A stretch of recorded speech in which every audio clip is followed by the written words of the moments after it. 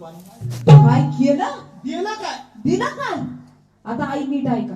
एवढ्या मोठ्या थाटामाटानं लगीन सोहळा केला, यांच्या सगळ्यांना मानपान दिला आणि यांना तर 1 तोळ्याचा ओम आणि 2 लाख रुपये हुंडा दिलाय. हुंडा दादा, हुंडा दिला म्हणजे तो माय बापान माझ्यावर काही उपकार नाही केला.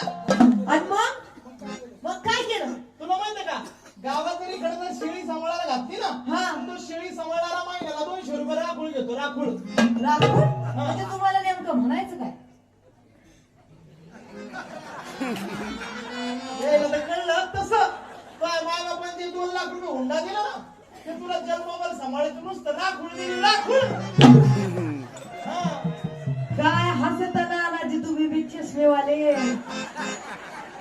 तुम्ही बी कुणाची राखोळ घेतलेलीच